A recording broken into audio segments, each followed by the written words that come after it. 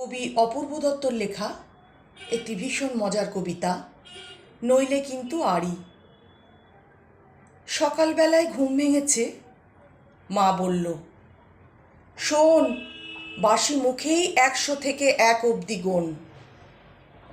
9টা নাগাদ খেলতে যাব, বাবা ডাকল, বুবাই, আবুধাবির রাজধানী কি, মাস্কাট না দুবাই?